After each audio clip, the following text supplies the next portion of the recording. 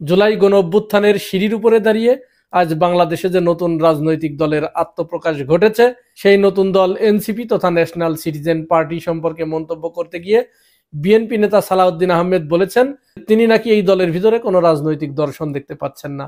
তবে 28 ফেব্রুয়ারি 2024 সালে জাতীয় সংসদ ভবনের সম্মুখস্থ মানিক মিয়া এভিনিউতে এই দলের আত্মপ্রকাশ অনুষ্ঠানে দলের আহ্বায়ক নাহিদ ইসলাম যে লিখিত বক্তব্য পাঠ করেছেন, তার সেই লিখিত বক্তব্যটি বিশ্লেষণ করে আমি এখানে এই দলের আপাতত 5টি রাজনৈতিক দর্শন খুঁজে পেয়েছি, সেটি এখন আমি আপনাদের সামনে সংক্ষেপে তুলে ধরেছি। নাহিদ ইসলাম তার লিখিত বক্তব্যে যেটি পাঠ করেছেন, সেখানে প্রথম কথাটি রয়েছে তারা এই বাংলাদেশকে একটি সেকেন্ড রিপাবলিক হিসেবে প্রতিষ্ঠা করতে চায়। এখন আমাদের কাছে প্রশ্ন আসতে পারে, এই সেকেন্ড রিপাবলিক কি?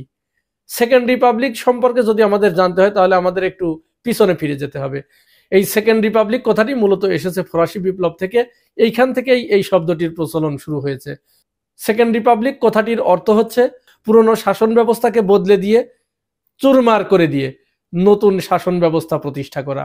1789 থেকে 1799 সালের মধ্যে পরিচালিত যে বিপ্লবটি সংগঠিত হয়, এই বিপ্লবের মাধ্যমে রাজতন্ত্রের পতন ঘটে এবং তারা প্রথম 1792 সালে প্রথম রিপাবলিক ঘোষণা করে। এরপরে যখন পুরোপুরি রাজতন্ত্র বিলুপ্ত হয়, এরপরে তারা second Republic, third Republic, fourth Republic বলা হয়ে থাকে। বর্তমানে ফ্রান্সে পঞ্চম রিপাবলিক চলছে। অর্থাৎ তারা প্রতিনিয়ত পুরনোকে বাদ দিয়ে, পুরনোকে বিদায় করে নতুন নতুন রাষ্ট্রীয় শাসন ব্যবস্থার প্রচলন তারা করছে। বাংলাদেশে 2024 সালের 5 আগস্ট পূর্ববর্তী সময়ে যে শাসন ব্যবস্থা পরিচালিত ছিল, যে কাঠামোগত শাসন পদ্ধতি পরিচালিত ছিল, সেই শাসন ব্যবস্থার, সেই স্বৈরতান্ত্রিক শাসন ব্যবস্থা বিলোপ করে নতুন একটি রাজনীতির প্রচলন বাংলাদেশে শুরু করতে যাচ্ছে এই নতুন রাজনৈতিক দল, যার কারণে তারা ঘোষণা করছে সেকেন্ড রিপাবলিক।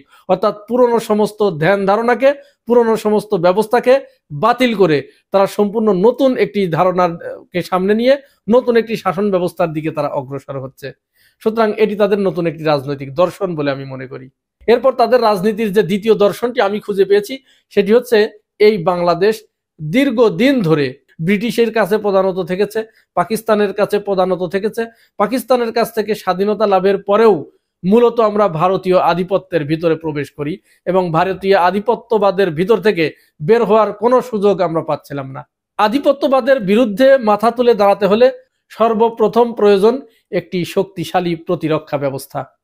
নাহিদ ইসলাম তার লিখিত বক্তব্যে ঘোষণা করেছেন জাতীয় স্বার্থ সুরক্ষায় একটি শক্তিশালী প্রতিরক্ষা ব্যবস্থা গড়ে তুলবে।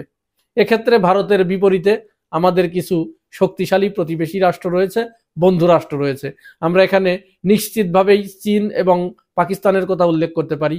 আমরা যদি চীন এবং পাকিস্তানের কাছ থেকে আধুনিক সমরাস্ত্রে যদি আমরা আমাদের প্রতিরক্ষা ব্যবস্থাকে ঢেলে সাজাতে পারি, তাহলে বর্তমানে ভারতের পক্ষ থেকে আমাদের কাছে যে হুমকিটি প্রতিনিয়ত আসছে, সেটি অনেকাংশেই কমে যাবে বলে আমরা বিশ্বাস করি। সুতরাং এটি তাদের অবশ্যই একটি রাজনৈতিক দর্শন, যা ইতিপূর্বে কোনো রাজনৈতিক দল তাদের ম্যানিফেস্টোর ভিতরে ইনক্লুড করতে পারেন নাই। তাদের তৃতীয় যে দর্শনটি আমার কাছে ধরা পড়েছে, সেটি হচ্ছে সাম্রাজ্যবাদের সামনে বুক ফুলিয়ে দাঁড়িয়ে সাম্রাজ্যবাদকে না বলে বরং নিজেরাই জ্ঞান বিজ্ঞানের চর্চার মাধ্যমে এবং অর্থনৈতিক উন্নয়নের মাধ্যমে আঞ্চলিক নেতৃত্বের আসনে অধিষ্ঠিত হবার একটি পরিকল্পনা তাদের রয়েছে। সুতরাং এটিও তাদের অবশ্যই একটি রাজনৈতিক দর্শন। নতুন এই রাজনৈতিক দলের মূল এজেন্ডাই হচ্ছে তারা পরিবারতন্ত্রকে উচ্ছেদ করে মেধা এবং যোগ্যতাকে প্রায়োরিটি দিবে। এক্ষেত্রে আমরা জাপানের উদাহরণ টানতে পারি। জাপান সরকার একসময় সিদ্ধান্ত নিয়েছিল যে তারা প্রতি বছর প্রধানমন্ত্রী পরিবর্তন করবেন। অর্থাৎ তাদের চিন্তা ভাবনা ছিল জাপানের প্রতিটি নাগরিক যেন প্রধানমন্ত্রী হওয়ার সুযোগ পায়। এটি বিরল, পৃথিবীতে বিরল। সুতরাং নতুন এই রাজনৈতিক দলের অন্যতম দর্শন হচ্ছে এই পরিবারতন্ত্রের বিলোপ সাধন করে মেধা এবং যোগ্যতার ভিত্তিতে তারা নেতৃত্ব নির্বাচন করবে। এক্ষেত্রে আমার মনে হয় আওয়ামী লীগ এবং বিএনপির জন্য পরবর্তীতে কঠিন একটি পরীক্ষার সম্মুখীন তাদের হতে হবে। আর তাদের পঞ্চম যে দর্শনটি আমি খুঁজে পেয়েছি, সেটি হচ্ছে আমরা জানি বাংলাদেশের সংবিধানে জনগণ সকল ক্ষমতার উৎস, এই কথাটি বলা থাকলেও আসলে প্রধানমন্ত্রী সমস্ত ক্ষমতার উৎস।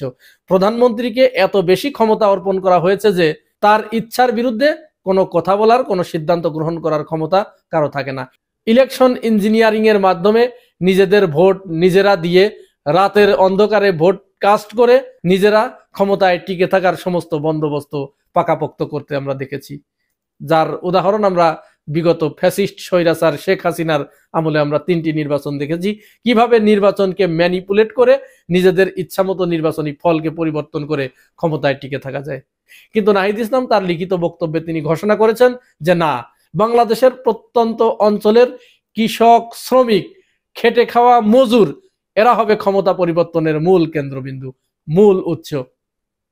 অর্থাৎ তিনি তাদেরকে মূল ধারার রাজনীতির সাথে সম্পৃক্ত করে তারাই যাতে ক্ষমতার পরিবর্তন ঘটাতে পারেন, ক্ষমতার পালাবদলে তারা যেন গুরুত্বপূর্ণ ভূমিকা পালন করতে পারেন, এই ব্যবস্থা তারা কায়েম করতে চাচ্ছে।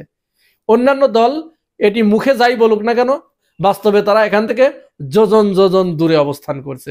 সুতরাং নতুন এই রাজনৈতিক দলের এই যে দর্শনগুলো, এটি যদি তারা বাস্তবায়ন করতে পারে, তাদের এই দর্শন যদি তারা সমাজে প্রতিফলিত করতে পারে, তাহলে আমরা এটি বিশ্বাস করতে পারি যে বাংলাদেশের রাজনীতিতে একটি আমূল পরিবর্তন আসছে, এতে কোনো সন্দেহ নেই।